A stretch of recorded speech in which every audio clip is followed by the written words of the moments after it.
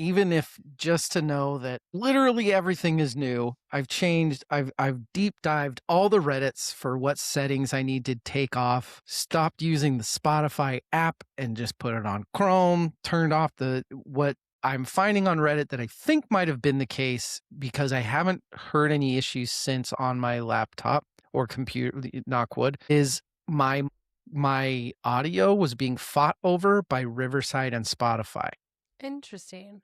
That kind of makes sense, actually. I didn't have my Focusrite was clicked on trying to, like, whatever that setting is, to take control of the audio. That makes sense. We'll see. We'll see. Rachel, is your mom enjoying the podcast? My mom is dead. Jesus Christ. Great start, DL.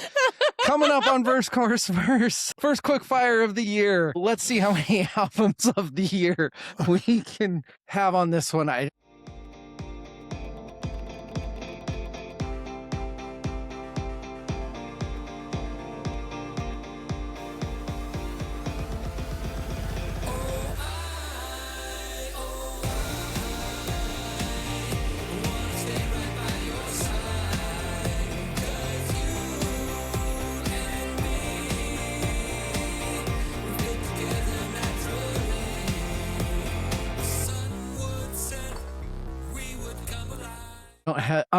Rachel, I meant to say your grandmother. I meant to say Still your alive. Grandmother. My grandma. Yes. Moly. Real sorry about that. You piece of shit. I Your want her to listen to this grandmother. episode. Oh my God. Oh boy.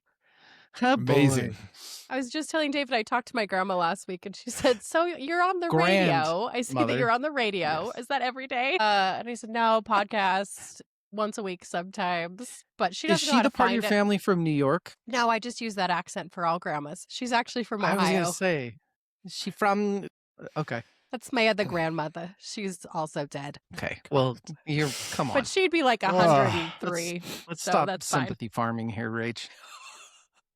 Oh, We're coming out the gates. Wow. I'm 2 minutes in. I haven't seen Rachel in a long time. I have to make up Get for it it. all in. the hazing. Yes. That's what she said. My grandma knows I have a pod but refuses to listen to it. Smart lady. Just 'cause She- she's smart. She's very smart. We had a bit of a traumatic event when she realized that I had a sailor's mouth. Ooh. For one of my birthdays, Oops. we decided to, my aunt offered, she's got a nice house on the back of Simplot Hill. And for my birthday, we went to her backyard and did a movie. And like a bunch of my buddies at the time, and this was like my 30th birthday or something like that. So a bunch of buddies at the time came over and we drank beers and stuff like that. I don't know if I hadn't seen it in a while. I don't know what the hell I was thinking because all of my family was there too. But I decided that my aunt and I decided that The Big Lebowski would be like a perfect hangout movie. And my grandma was so upset at the language. She left about a half hour in and was like, I love you, David, but this is disgusting. Why do you gotta use so many curse words, grandson? Yes. So sorry. What the fuck are you talking about, Grandma? Her dreams are shattered. She was scratching my back one time on Christmas and she saw my tattoo on my back too. So she's had a couple of very traumatic David events. Which back tattoo? Think Bad Religion. Oh yeah, that's That'll do Think it. Yeah. Think the real bad one that an old lady does not want to see. Rachel, how the hell have you been? Who even are you? I've been real sick, wildly sick. So that's why I ditched out on work last Saturday, which was apparently good because Evil was obliterated. Anyway, I wasn't. I was completely sober. okay. I was wasn't telling there, and I Rach know that that's in not true. retrospect, it was a very good thing we didn't do a double episode that Oh, day. Boy. Quadruple. Yeah, there's like this respiratory funness that's hanging around East Idaho, and mine turned into a bacterial infection, and so Yikes. I think it's an. Oh, I wonder good. Okay, if I'm glad that it's not is just us. similar to what I No, had it's us too. before Christmas. Because Oh, I had, maybe it's just or- making or itself. was it east after? now? I had something either right before or right after the holidays that just kicked my ass. COVID, am I right? It was a flu, but it was gnarly. And Rachel's Yeah. ferocious. Rachel is gonna be okay. The good news is so far you are crystal clear for me and I am crystal clear for me, and that doesn't typically happen. So I have a good feeling. Rachel, on the other hand, she's crystal clear. She's also frozen. So I guess we'll just vamp until we get... You could do that. Can vamp. It's not a verse, chorus, verse episode if we don't have some fucking problems. It's the technical difficulties, I feel like. Oh, and there she goes. And there she goes. Don't worry, everyone. She'll be back with a vengeance. Evil, how was your day today? Not too bad. Work was busy, but I kind of got a lot done. I felt productive. I don't mind the busy when I feel like I'm actually accomplishing shit and getting things kind of knocked out. You know, I like being useful. That's like... It's fulfilling for me. It's being useful.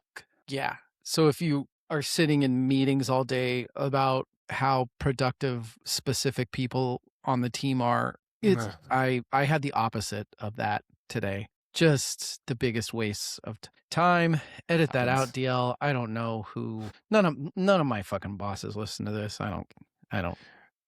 I mean, they have to know that like meetings are meetings and. Yes. I've been very good about, with the exception of a couple trusted coworkers, I've been very good about keeping this quiet from my actual job. You keeping it on the DL, as you would say. Love that. Love that. Hey, Rach. Hey, David. What's up, Rachel? Part-time Rachel. Checking in. Part-time Rachel checking in. Ladies and gentlemen, we are here and we are ready to do our first Quickfire of the year. Rachel had to come back for this because they are all of our favorite episodes. Yes. For some reason. They're good. They are. And they also aren't. They are really fun. And they're fun to study. I've been just having a lot of fun studying lately. That's all. I kind of have too. Although, yeah. Although what? Save those Where's thoughts. that going? No spoilers. I get you. Terrible music in this group of albums. Oh. Interesting. Yeah. Okay. Yes. Okay. There's also some really good music. Yes. I have no idea what he's going to think is really good. Just kidding. Yes, I do. It's true. It's very true. Let's get it out of the way at the beginning of the episodes. I've started to get better about this. Everybody, we are now on video on Spotify. So if you there were some issues with it, but we are officially Spotify video, which is actually pretty... Yeah. It's actually a fairly big deal. Ever since calm down, Rach. Ever since I did that, she is drinking for her fucking life right now. Ever since I did that, I don't know if it was just an analytics thing, but our numbers shot up pretty big. It's because they can see your pretty faces. And I think that has something to do with it. Also, we are finding now and then, more than now, the listener question thing is going well. So we want to keep doing that. And I'm sure that Rachel and Evil have one planned for one of the episodes tonight. And so I'll ask them. Well, I mean, or they'll just butt in. Between you guys and I, they're all softballs. It's not hard to think of one off the cuff. It's kind of easy for this episode. Kind of easy for a lot of the episodes. Let's edit that out because it works. And I'm fine. I think that's going to be our key to YouTube. I do. What's I think a listener that question? We went from... Is it a question for the listeners or from the listeners? Yeah. Part-time Rachel is checking in. So let's say my question for the episode is... Yes. Should Megadeth have finished with this album? That sort of thing, or that is very good. Or if I get to Gorillaz, I'll be like, my question is, what is the best Gorillaz project? Like it's like an easy softball kind of. And then they tell us what they think. Exactly. Listener question. I got there. Like we can answer a bit too, but they don't care.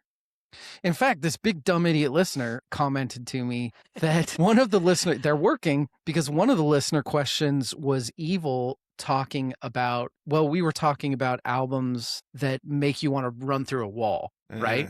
And the listener was like, why don't you say what album you're talking about in the short? I was like, well, dumb, because then you have to go listen to the episode. Marketing. Oh. Exactly. Yeah. You're not dumb. You're smart. But you already listened, so... Or do you not listen? And I caught you. So you are a dum-dum. Everybody, we're doing Quickfires. We take 10 albums that have come out over the last 3 months, starting in December. So December, January, February. We talk about them all for 6 minutes. No more, no less. A little wiggly with those rules, but hey, it's okay. Sometimes less, sometimes way more. We're breaking this up into 2 episodes because we love you and we just want to keep talking so much to you. So I think before we get into that, though, it is a weekday. But today's Thursday, right? It's a Thursday. It's a Thursday, Friday for me. It's close to It's also like 80 degrees here in Boise. It is so fucking hot here. Yeah. It was like 75 here yesterday. It was so perfect. It's the middle of March and it's 79. But climate change, am I right? You know what's going to happen is it's going to be super cold in a week and you're all going to get sick all over again. Stop it. Sorry about it. So mad. Evil. Yeah. Actually, Evil will go. I'm going to go first because I suck. I'm still kind of hitting the health thing a little bit, losing a little bit of LBs. I'm trying to kick my brother's ass. Hey, thanks. How old is he? How much younger than you is he? Well, it's younger enough. I think 13 to 14 years younger than me. Played college soccer. It's not going to be an easy one to win. Yeah. But hey, I'm a runner, so I know how to lose LBs. Ashland Hard Seltzer is what I'm drinking. I'm not even going to pretend like I care. Hey, Rach, it's out of San Diego. So sunny San Diego. I'm headed there tomorrow. Whale's vagina. Actually. Yes. Ooh. Let me, don't say that. We threw her with that one. Let me know if you find a Ashland Seltzer when you're down in Santiago. Sweet. Rach, what are you drinking?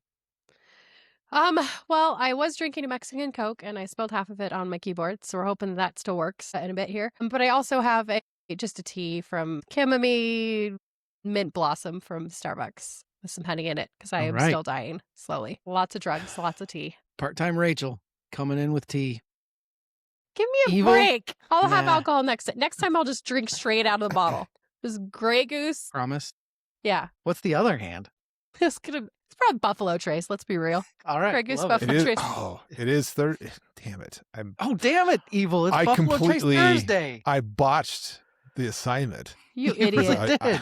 God. But I am drinking corn whiskey. You and that goddamn corn whiskey. I know. I got a corn whiskey just straight. And then I also made a corn whiskey sour for fun. Mm-hmm. Let's see it. I haven't tried it yet, but it's it looks so pretty. Yeah, I tried. I realized last episode that we recorded, which is it airing in the future, I think. Or is it not? I don't know. Good question. I can answer it in 7 seconds. The last episode, next after the Quickfires, 2001 is what we're looking at. Yeah, so after these episodes. We have recorded. We have already recorded 2001, which is going to happen. It's amazing. Later. It is. They're really good episodes from what we remember. So prepping for that episode, I realized I haven't made a cocktail in a minute. And so I got to up my cocktail game.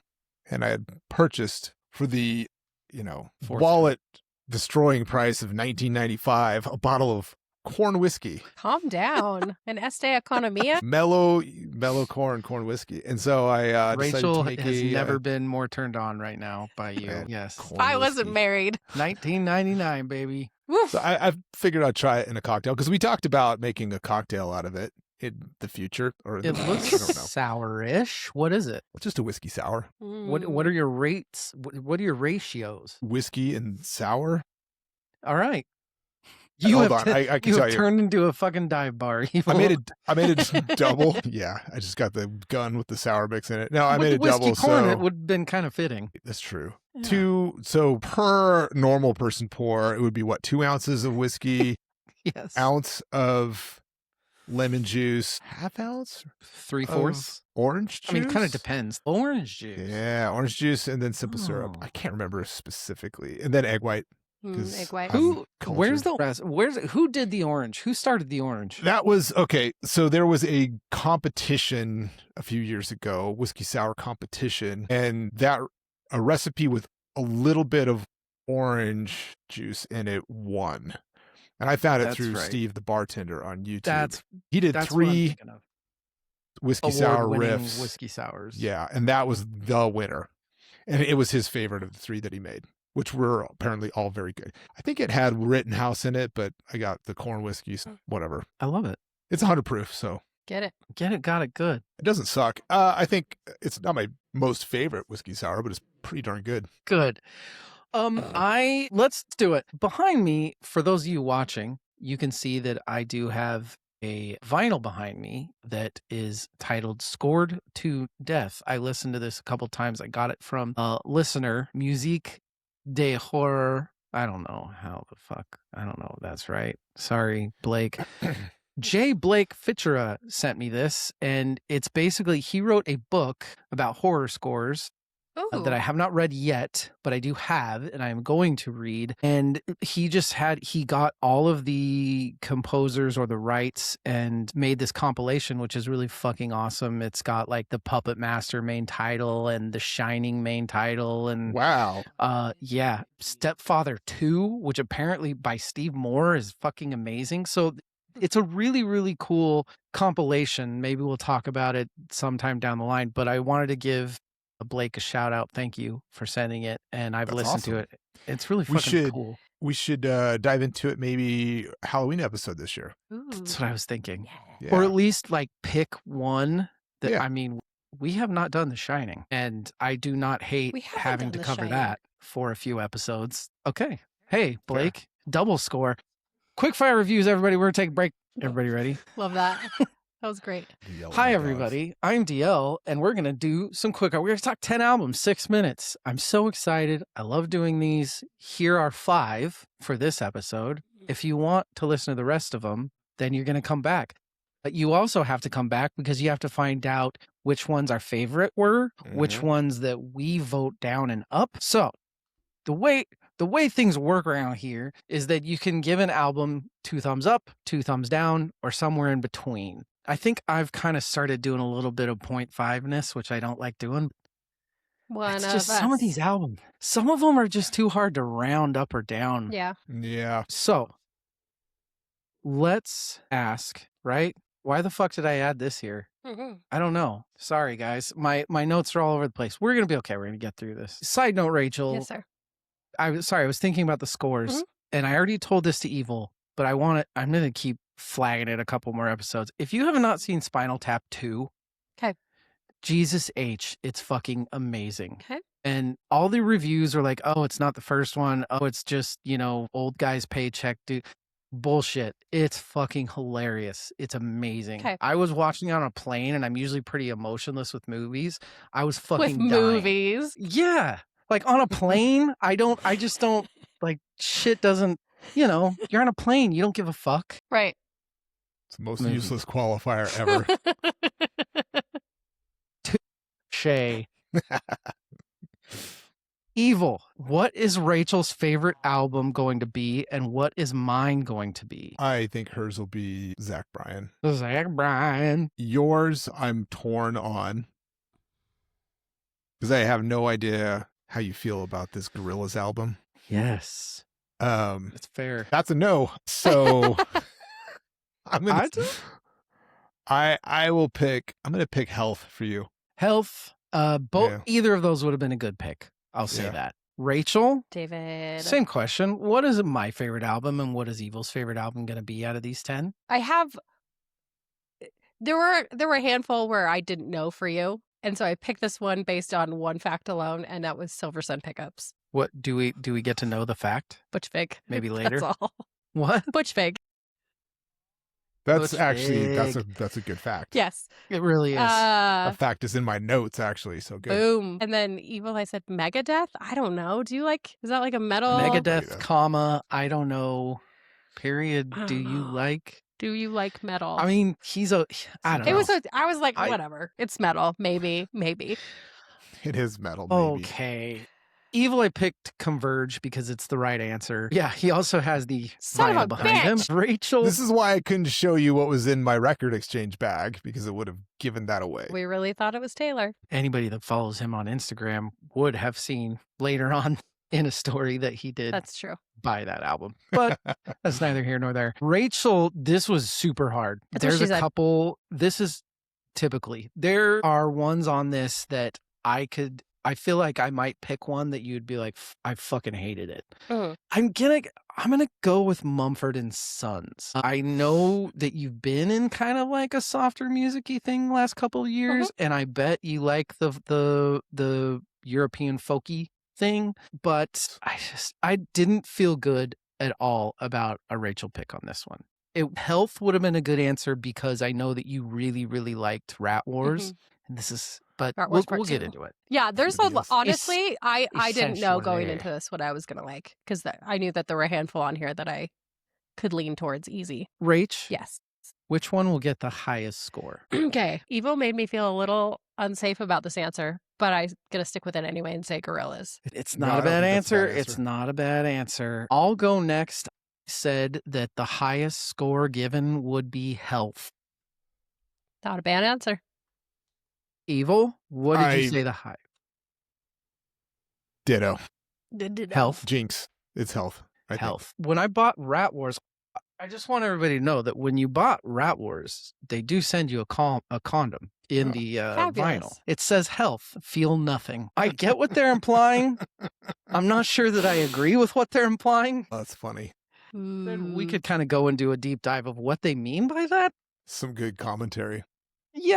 Yeah, but we're not gonna. Instead, we're gonna ask each other which album got the lowest overall score. I'll go first on this one because I went last on the last one. I said, and no offense, Rachel, because I know I picked this as your favorite, Mumford and Sons as lowest. Rachel, what did you pick for lowest score overall? Wow.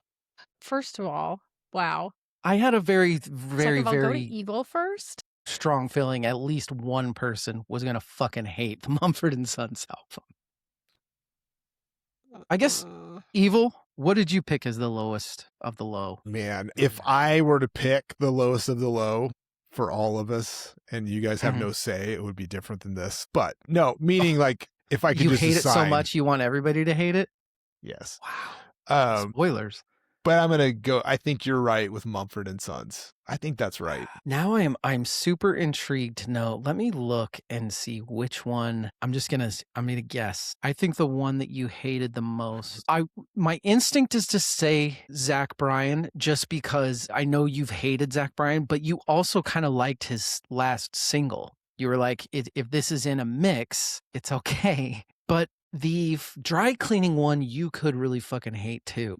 There's a lot of it here that I could hate. Let's just say. That's true. That's true. A lot. All right. Well, those are all the albums. We're going to wait for a couple more minutes and see. Internet died. Please hold.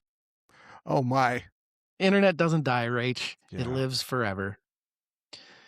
Okay. Internet lives forever. Gives us some time to drink. Are you doing anything super fun this weekend?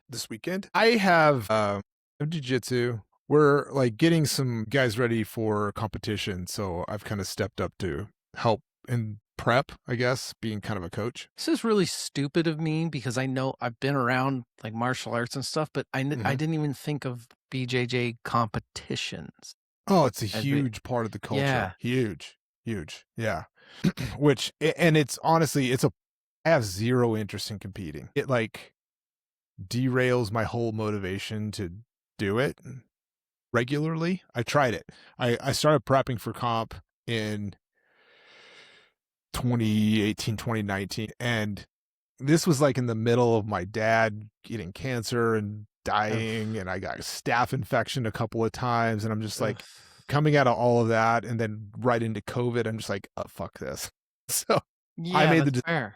And just like, what the fuck am I going to do? Go beat up another 50-year-old? Come on. Like, this doesn't make any sense. Because Masters divisions and stuff. Yeah, I would worry that. So I remember, and I wasn't even old yet. I was in my 50s playing like adult soccer and watching dudes go down and being like, what? Like, this is not fucking worth it. Right. Like, right. People, And BJJ is 10 times more intense than that. Oh my God. Yeah. You're going to get hurt. Yeah. Yeah. Not just the competition, but training for competition. You're like ramping everything up. And I'm just like, nah, I don't. So, but I do like the teaching, coaching, instruction side of things and just being a good training partner, So I made the joke. I'm like, because fucking turned 50 this year. In 20 years, I will be 70 years old. And most of my training partners won't be as old as I am today in 20 years. I wonder, I'm looking ahead, cheating ahead. I'm seeing we're going to have to do something special for your 50th on the pod, man. We're going to have to do like a fucking Van Halen dissection. Is that like a Van Halen 1 or? Yeah. We need to do, or? Yeah, we need to do something for a Van Halen dissection. Oh my God. It might be a bit too much. Yeah. Maybe we could do like a Roth era. That's exactly what I was going to say. Split it up, do a Roth era. Because you know what would be fun about that? That is, you probably have not ever listened to the very last album that they did, which I really like. What's the name of it? It's called a different kind of truth. What the fuck is it called? I can't remember the one word. A different something of truth. It came out in 2012. Different kind of truth. Yeah, the fucking old school Steam weird train thingy. Yeah. Yes. Which I've looked for on vinyl and is like $700. I'm like, no. Probably not. So that's the one. Is that the one Van Halen you don't own? Yeah. On vinyl. Yeah. I have everything else. There's some like is it good? I really like it. She's the woman. I know She's the Woman. Yeah, Tattoo was this lead single, which is meh. She's the Woman's great. But there's other stuff on there that's I just really, really like. It pushes the right buttons for me. Yeah, it does. It polarizes fans. Whatever. Hey, guys. Hey. Part-time Rachel. PTR. Should we try this shit? Oh, gosh. Let's do it. I picked Mumford & Sons, by the way. You picked Mumford & Sons as well? Lowest ranked. Well, shit. Yeah. I'm going to go with Mumford & Sons. Don't fucking cheat. What would you have picked if not for Mumford & Sons? You know, I don't think it's by the two of us. I couldn't find one that was actively, for me, that I thought all of us would find actively bad. Mm-hmm. That was my problem. And this may be the wildest wrong answer, but I said dry cleaning. Okay. No, when you were gone, I said that might have been one of the ones that Evil hated. Oh, okay. Yeah. There's a couple things about that album that might piss people off. Fair. Yeah. But let's spoiler talk about it later. Okay. Let's get into this. All right, everybody, you guys ready? 6 minutes, 10 albums. We're going to do 5 of them right here, right now. Let's do this. I'll start reviews. Let's start with Love It. Love that for us. All. Album number 1. Let's start off the clock as we talk Tenterhooks by Silver Sun Hookups, LA based 2000 band. Same lineup. You know, it's one of those bands. They've been around a long time. They've been writing for a long time. Pitchfork gave it 5.2. Needle Drop did not review. Guardian did not review. This band has always been so close to really fucking good for me. They've always been like that. Ever since I heard the same song everybody did, the Lazy Eye song, when it first came out. And I'll tell you, one of the things that I've always loved are bands that I've thought the singer was a different sex until I saw them singing. Mm-hmm. And I was like, oh, holy fuck, it's a dude. I've always liked that because I thought Lazy Eye, I thought it was a chick for like the first 2 months that I heard it. Anyway, I've liked Silver Sun Pickups, but I haven't I've owned one album and it was good. And this is kind of the same. This was a grower for me. I don't know if it was a Stockholmy thing, but the more I listened to it, the more I got into it. There are really, really great parts to this album.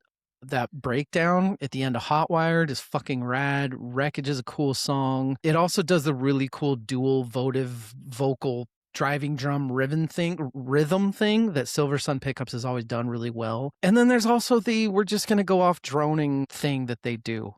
And I don't know, there is something here and it is interesting. I just want them to I just am waiting for like a perfect project from them, like a perfect Silver Sun project. I'm not sure it's coming. I have more to say. Well, that's what she said. I have more to say, but I'll go over to Evil and if there's any time left, I'll say more. I mean, Butch Vig produced it, so it sounds amazing. Yes. The bass specifically really stuck out for me. I really liked playing fine the sound. I love the sonics of the bass on the album. Before, one thing that I have to say, and I'll let you keep going, that I forgot to say. When I first listened to this, I hated it because of how bad I thought the snare drum sounds through the whole fucking. Okay. And that's like when I said, Saint who Anger the bad? fuck produced this? And I went and said, oh my God, it's Butch Vig.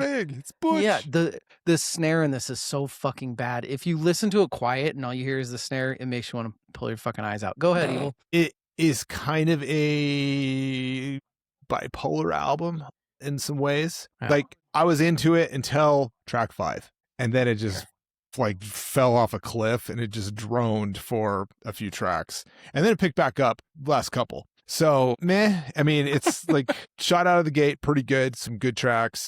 If it was consistent as the first 4 through the whole thing, I probably would have really liked it. I don't think I'll be listening to it again. It's just, like I said, it just kind of fell off a cliff and I'm kind of over artists who take themselves too seriously in the melodrama.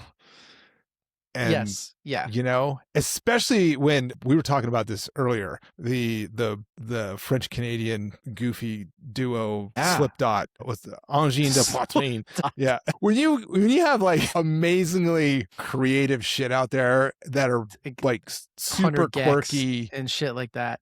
Yeah. I don't have time for bullshit. Yeah. And this album's like maybe a half bullshit. Rachel, give us a Rachel review. All right, here we go.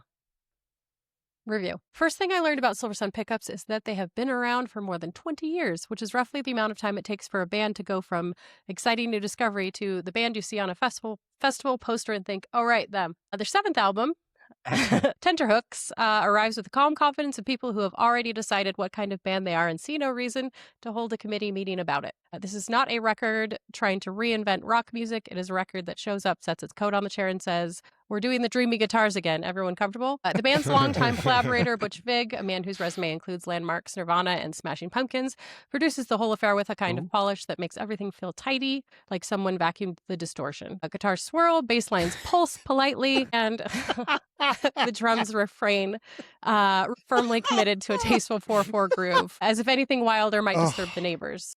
Songs like New Wave and Au Revoir Reservoir drift on lush harmonies and shimmering textures, occasionally threatening to explode before remembering they have manners. Then there's the track Running Out of Sounds, which is either a bold act of self-awareness or the musical equivalent of naming your bakery we're fresh out of bread. Fortunately, the band hasn't run out of sounds so much as they've chosen a few they like and keep them in steady rotation, the normal way people cycle through 3 sweaters all winter. Honestly, there are worse fates than a band that knows exactly what it sounds like and refuses to panic about it. Sometimes familiarity isn't stagnation. Sometimes it's just a band playing the music it likes very competently for people who also like it, which, when you think about it, is a fairly respectable career plan. Love it. Fucking vacuumed the distortion. Vacuuming the distortion is why we miss part-time Rachel. When she's yeah. The more I listened to this, the more I liked it. I started this at a 1 down, went to a no thumbs. I'm up to a thumb on this. I really like The Wreckage, but Hotwired, that last song on the album, that breakdown at the end, I fucking love so much. It's so Silver Sun pickups, and it's such good Silver Sun pickups. So 1 thumb for me. Evil? Interrobang is the one that pulled it out of the nosedive for me. Yeah. So it stuck out, but I kept going back to The Wreckage as being my favorite track. It's a good track. Half a thumb. I don't hate it. It. It's just like that. Not You'll never last half, but that like tracks 5 to 8. I'm just like next. Yeah. Crazy say also The Wreckage. It was. It reminded me of Mullet Head, like the bass line on it, and that made me like a song on it. I'm gonna give it a sideways thumb. I'm gonna say no thumbs. It wasn't actively bad, but I will not put it on again on purpose. I think that's fair. That's fair. Mumford and Sons, ladies, gentlemen, or that was Silver Sun pickups. Let's talk about another band from 20 years ago. Mumford and Sons, Prizefighter. Pitchfork gave it a 5.9. Needle Drop did not review it, but did post a blog about their tour. I don't know what the fuck this guy does anymore. And Guardian did not review it. Evil, tell us how much you love the Stanton Triangle square in the middle Mumford and Sons Prizefighter. Oh my God. So I was in a prison for a number of years where I was kind of forced to listen to music sort of like this because nothing else was allowed to be played in the house that brittle ears couldn't handle. So this is like... We call those the Lumineers households is what we call them. If you're like a man in 2026 with like normal testosterone levels, wow, and you listen to this by choice, I feel like it's probably less controversial for you to compete in women's sports than trans athletes to compete in women's sports. Keep adding other lines to get you canceled, Evil. You can bleep this, right? No, please don't, because this is actively triggering to me listening to this music. Well, calm down, but okay. Rachel, tell us your thoughts on trans athletes. It's whatever, man. JK. Do what you want. Go ahead, Rach. Not bothering me. Do you want a review? We could calm it down for a second. It's butter in reverse. Mumford and Sons have always walked the line between stadium-filling success and a desperate quest for respect. Their sixth album, Prizefighter, produced by Aaron Dessner, roams the familiar fields of banjos and earnest confessions, but now with guest appearances from Justin Vernon, Gracie Abrams, and Chris Stapleton. It's polished, yes, but also it occasionally feels like someone ironed the wrinkles out of their emotions. The album opens with Here, a confessional duet with Stapleton that lays Mumford's regrets and doubts bare, followed by the banjo song, which is exactly what you would expect, banjo. Rubber Band Man with Hosier, and Badlands with Abrams managed to wrangle the band's trademark earnestness into surprisingly tender explorations of resilience, like realizing adulthood isn't optional and hugging your own shame. Dessner's production gives the album a spacious, polished feel, though the early tracks sometimes feel crowded with ideas. By the second half, songs like Icarus and Shadow of a Man find focus, marrying thoughtful lyrics with atmospheric arrangements. After nearly 2 decades, Mumford & Sons no longer sounds like scrappy folk revivalists. They sound like seasoned veterans still figuring out the fight. Prizefighter doesn't reinvent them, but it shows them they're still willing to explore, admit uncertainty, and create music that feels human, reflective, and resonant. It's a good review. Boring review for a boring... What did you call the old Mumford & Sons scrappy revivalist? Yes. Scrappy folk revivalists. Scrappy folk revivalists. Yeah. What I want my Mumford & Sons to be. I want them like they are folky, but they had fucking life. They were, it really fucked it up this time. And whatever the other big song, those songs are blast. Yeah. You can thump them in the car and the kids will sing along. Like they're great. This is so goddamn boring. And it's good. It's not even bad. They're not a bad band. Boring. It's just samesies. Songs like Shadow of a Man, they're doing what they want to do really well. But even then, like, I miss the bite. I miss the kick. Even when they covered Paul Simon, it's so good. And this is the opposite of that. I even like slow Mumford & Sons. I love like White Blank Page is one of my favorite songs to come out of 2000s, that like folky thing. But this is like almost offensively boring. I would lean to what Evil said in a lot of ways with this. It's just not, I just didn't like listening to it ever. Like in the many, many times I tried to listen to it. And they named it Prizefighter. Like, for fuck's sake. Their vision of a fighter, though, is like the 1800s poor Irish get the shit beat out of me dude. Yeah, exactly. Like a guy walking home concussed, broke because he lost the fight that he gambled on himself. Like that's their vision of a prize fighter. It ain't fucking Mike Tyson. I guess we're good, huh? All right. Oh my God. Evil, 2 thumbs up. What was your favorite song? Clover, because I got so tired. My right index finger became so exhausted from skipping tracks that when Clover ended, I'm like, oh, I can rest. 2 thumbs down. Yikes. And yeah. Actively Do bad. not. Noted. Do not pass go. Do not collect $200. Please go to jail and stay there forever. Rachel, what about you? I said my best song was Run Together, and I think it's because it was the one that after I studied every time, no matter what I was listening to, that song out of all of the songs that we listened to on all of the albums got stuck in my head. So I feel like that one did its job. Okay. As far as thumbs, it gets 0 thumbs. Again, it's not something I'm going to put on again. It sounds like Mumford Sons light. It's not. Yes. It's fine. It's just not good. I still can't figure out what the fuck you're going to rate things based on your reviews. That review made it sound like you liked it. It wasn't. Yeah. It wasn't actively bad. It was just boring. I will actively protest this album. I know. I really liked Gracie Abrams on whatever the fuck song that was. Here, the very first song with Stapleton on it is a fucking rad song, and I wish the rest of the album was like it. I give it 1.5 thumbs down. I very, very much did not like this album. I didn't want to shit on it because it had been ultimate shat on already. Let's go No need. to album number 3. Sorry. It is Pussifer's Normal Isn't. Here's a fun one. Speaking of needle drop and not knowing what the fuck he even does anymore, one of his staff members reviewed this for him. So one of his staff members gave this a 6 out of 10. That's right. The internet's busiest music nerd has too staff busy members to review music now. Yes, Claude gave this a 6 out of 10. The others didn't review it. Good Rachel, call. That was good. Let's hear Real a funny. review. And that's Pussifer? I wanted to say Pucifer. Like Lucifer? It's Pussifer. Okay, I just want to not fuck it up. Nobody 3 knows. times. 3 to 5 times in my Pussifer. I came to Pussifer in a slightly backwards way. I've known about Maynard James Keenan for years, but I've always associated him with A Perfect Circle, a band that to my teenage brain was terrifying. It's 2026. Yep. So Okay, I go ahead. admired from a distance. The project feels like Maynard started when other bands went home for the night. Evil's head's gonna fucking explode. I love it. What?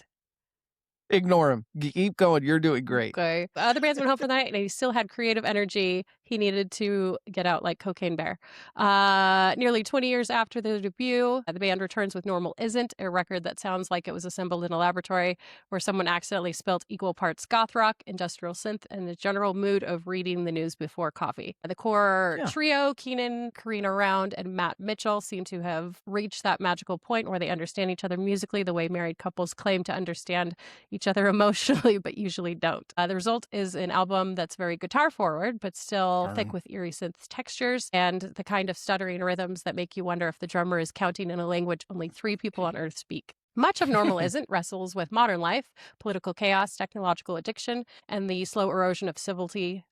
If that sounds heavy, it is, but the band wraps these themes in enough sonic weirdness to keep things interesting. Think of it less as a lecture and more like scrolling through the internet at 1 a.m. when every headline feels vaguely accusatory. Not everyone will love the album's experimental streak, but some listeners have called it less accessible, occasionally drifting toward the avant-garde.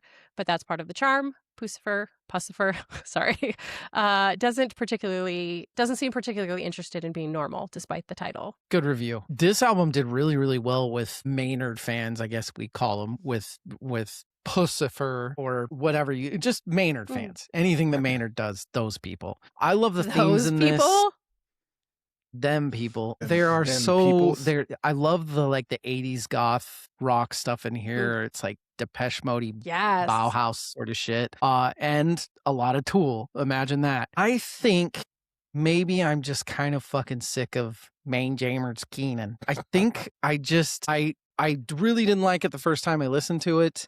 And I like these guys too. They've always been kind of weird, and I like the minimalist stuff. And they've had songs I've been huge fans of. But this to me was almost just like, I don't know, it was like the light version of the last Perfect Circle album, the Eat the Elephant album, which I loved. I thought that was fantastic. But I kind of am just Jaynard Keenan.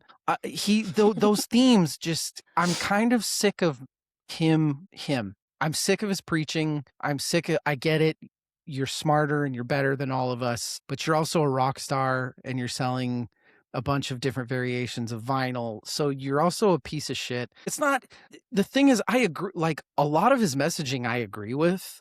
I'm just, for anybody that is a James Maynard Weenan fan, you can only hear guys like that talk so much before you're just fucking, you just want them to shut the fuck up. And I think I'm kind of at that point. So I can't tell if I didn't like this album or I'm just tired of him. I don't know. Evil as kind of the big Tool guy, the big main Jaynard Keenan guy. What did you think?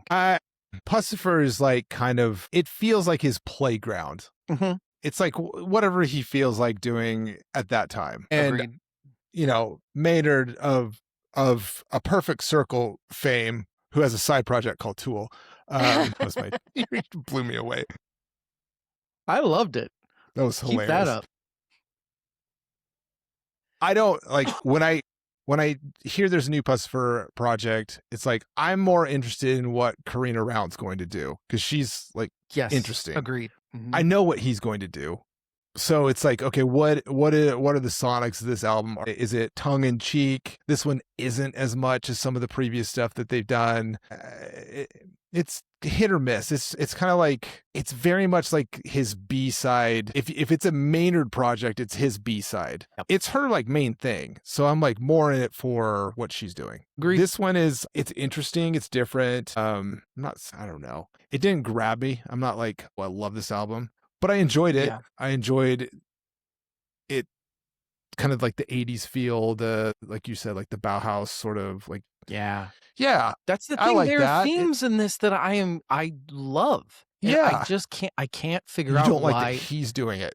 I think maybe. Because I have no reason to not like this album and I don't like it. Is it, so I parallel here. Is it kind of like when King Gizzard and the Lizard Wizard decide to do a project in this genre? Like they're doing, this is our metal kayfabe project. This is our, Is this like, is Maynard doing kayfabe offensive to you because of his status as a rock star? I think right now for me, and this is ridiculous because I am a prime person that does this, the way that the country and the world is right now, I'm kind of done with I'm tired of hearing the jaded shit. I'm tired of the fucking, Eric Keenan has been singing fucking Learn to Swim type themes for 25 years. And it's like, stop talking about it and just go fucking do something. That's a good point. About it. Like as a multi-millionaire rock star who has a winery and multiple successful musical projects, like calling people bungholes on his album. Yeah. What? Grow up. What if he came out and just like made a project about how awesome his life is? Yeah. Right. This is why I like 80s hair metal. That's what they were about. Hey, do it. Celebrating life. Rage. David. Best song and thumbs. I said Pendulum. Pendulum. It gave me some Blue Monday New Order vibes. Yeah. Like that. Because I was like, is it Depeche Mode? And I was like, nope, it's New Order. No. Not that there wasn't Depeche Mode other places. I will give it a half of one of my thumbs. Half one of a thumb. One of them thumbs. Am I next? I believe that I am. Normal Isn't was actually my favorite song. I really like the resolution. I love the space. I love the space used in this whole album. Yeah. I really do. And I kind of like your perspective, Evil, of not looking at this as a mainstream or Neenan album, but it is. I gave it no thumbs. I like them.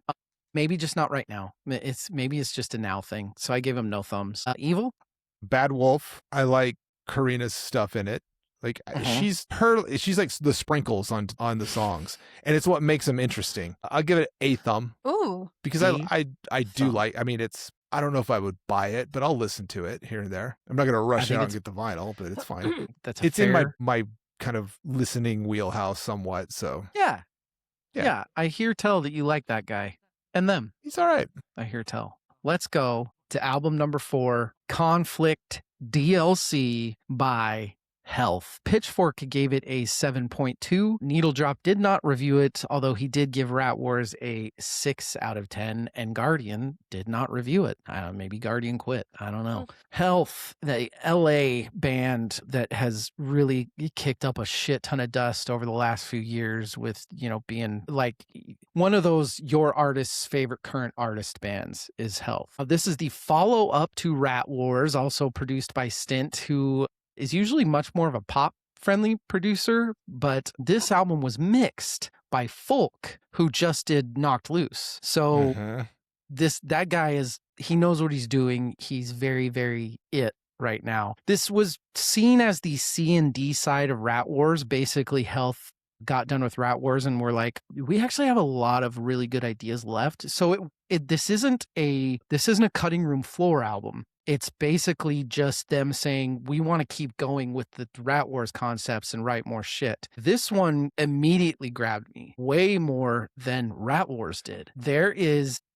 I don't know if it's just because I went back and listened to Rat Wars. I think this one is a lot more like there's this staccato heaviness in this album that I listened to. I really couldn't figure out why, but this one hit me a lot different. There's something about, first off, I love the vocalist. I love how like almost faint and unimportant they treat vocals.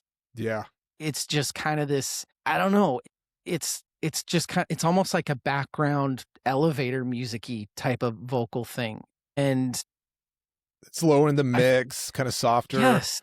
Yeah. And where Rat Wars had some great singles, this works as a full concept for me. One thing I read about this that I love, a comment I read, is that this band insists on you meeting them where they are at. I loved that line. I thought that was great. And what I liked about how dark this album is there's actually a lot more themes about like connecting and living like with those next to you, trying to get out of the current, be on your own and fuck everybody else sort of thing.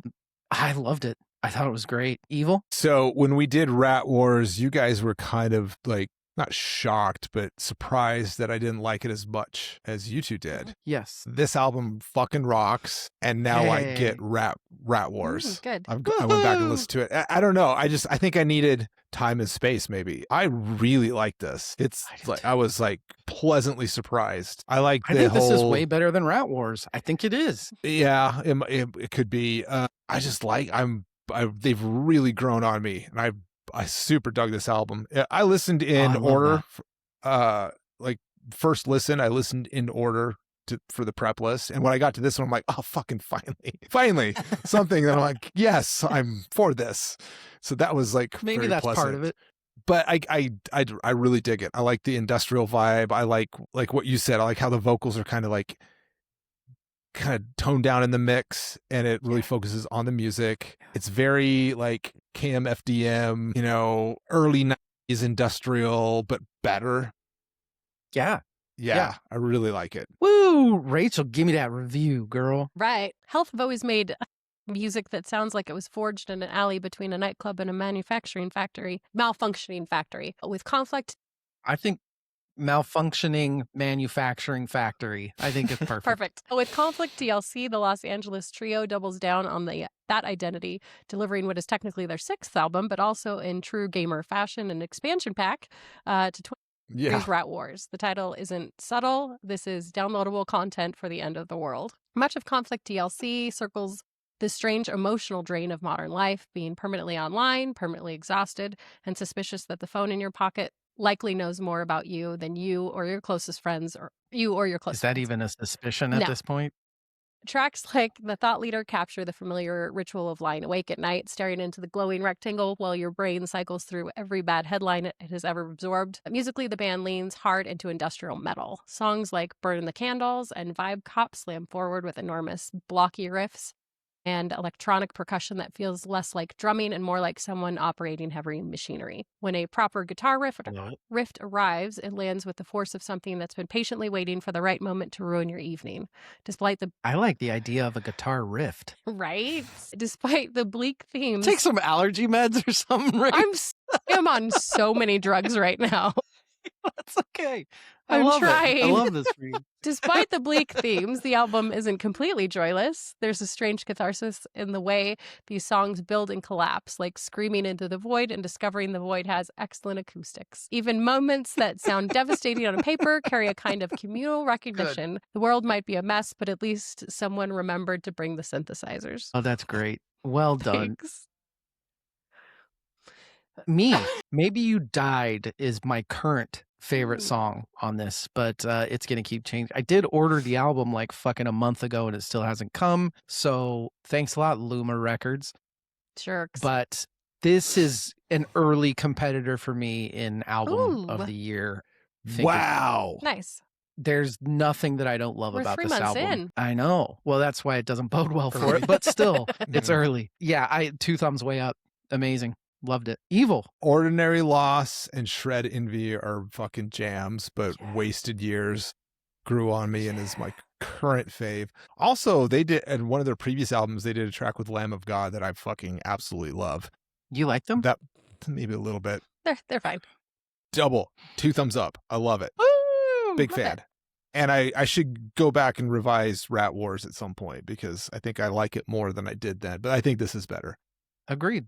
Kind of on all accounts. Rach?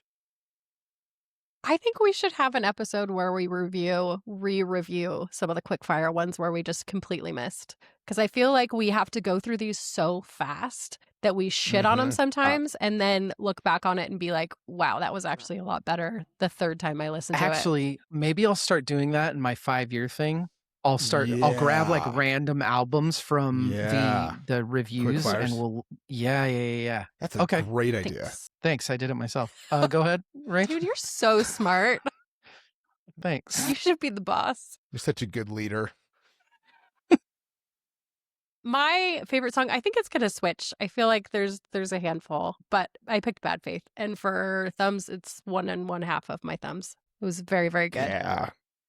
So that's a lot of thumbs. That's a lot of thumbs. They don't get a perfect 6 though, so whatever, Rach. Let's go. No, it was a fantastic album. I'm glad that it did so well. Let's go to album number 5, the last album for this episode, ladies and gentlemen. It is Love Is Not Enough by Converge. Pitchfork gave it an 8 out of 10. Needle Drop gave it an 8 out of 10, and Guardian gave it, you guessed it, 4 out of 5 stars. Which is like an 8 out of 10. Evil, tell us about which I didn't realize how important they were to metal, Converge. I mean, if you listen to our previously recorded In the Future episode, we'll talk about that's true. Another album that they put out. This fucking album, okay. I loaded up. I hadn't listened to it yet. And I look and I'm like, 31 minutes and 10 seconds. Perfect. And then I click play and I'm like, fuck yes. This is like 31 minutes and 10 seconds of cacophonous perfection. I love it so much. It pushed all of the buttons that I wanted pushed. I'm a big Nate Newton fan, their bass player. He replaced Caleb Schofield, who died tragically, car accident. He replaced him in Cave In as the bass player, does vocals. He's in it. He leads a bunch of bands. Old Man Gloom. He's in Doom Riders that I really love, plays the guitar and sings in Doom Riders. So I'm a huge fan of Nate Newton. And Converge is one of those bands that was was getting into heavy music in the early 2000s. And a good buddy of mine who worked at the Record Exchange handed me a stack of CDs. He's like, here, listen to this stuff. And Converge was in there. I remember listening to it, Jane Doe, and just being like, ooh, that's what? I don't know how to process that. Fast forward to today, and I fucking love it. You sure do. Yes, I really, really, really do. I get it. I know that both of you probably... This is a challenging wank, as it were. If you're not just metal, like this is like a very different thing. It's like they kind of invented this noise, hardcore, mathy genre. So I get it. I get that this is, acquired to, this is Campari but I like Campari. Yeah. So well, yeah. But did you like it the first time you had it? Is alcohol. Yeah. It's a little bitter. Rach? Yes. Give us a review. Approaching Converge for the first time feels like walking into a room where everyone already knows the rules, the history, and each other's tattoos. The band has been around since the early 90s and is widely treated as royalty in heavy music circles. Suppressing play on their new album, Love Is Not Enough, carries a small amount of pressure. Like watching a movie everyone insists is life-changing. For a newcomer, the initial impression is chaos, but strangely organized chaos. Guitar riffs on top of riffs, and yet the band moves together with the tightness of people who have been doing this for decades. It's messy in the way a thunderstorm is messy, loud, dramatic, and somehow still following a pattern. What stands out most to someone hearing Converge for the first time is how emotional the music feels beyond all the noise. The band's reputation might suggest pure aggression, but the lyrics and atmosphere suggest something closer to catharsis. It's less about anger for its own sake and more about trying to process the world at maximum volume. At 30 years plus, Converge aren't trying to make an easy entry point for new listeners. Love Is Not Enough feels like walking into the middle of a long conversation and realizing after a while you're starting to understand it. Maybe not every word, but enough to want to keep listening. Well done. Yeah, I learned about Converge, and it's impressive. Same lineup for like 20 years. You know what that means. They're also from Salem, so we know Evil likes them. Witches. He loves himself some mass metal, Yep. if you know what I mean. Witches. Witches, Salem, witches. Salem witch trial? Yeah. Witches. I thought you were saying witch. No. Which is? I appreciate in this album a lack of bullshit. This is loud drums, chunky riffs, thumpy bass, and a lot of screaming. That's what you get. If you don't like it, well, then it's, I guess, really just really good dance music for meth heads. I appreciate the rawness. Some of the, like, they're almost like filtered through a megaphone screams and stuff like that. I will say, surprisingly, this is one of the two, besides Health, this is one of the albums that I immediately, when I turned it on, I immediately said, oh, this is good. This is really good. Wow. I'm surprised. Yeah. Both of you, actually. This is... this is more messaging that's actually pretty good. I'm not sure when metalcore became more of like a let's unite sort of message. I don't know if it's always been like that, Evil, but ironically, I kind of love the lyrics on this, even though it's just a bunch of fucking less annoying knocked loose screaming. I can't tell what the fuck he's doing most of the time, but this is one of those albums. Yeah. This is one of those albums that I will probably, there are a couple songs that I might listen to again, other than that I won't, but it's extremely fucking good. It is really good music. It's one of those that I would recommend to everybody and probably very rarely listen to it, but it's fucking rad. We have 7 seconds left if you want to say anything else, Evil. No, it's not going to be for a lot of people. It's just... Yeah.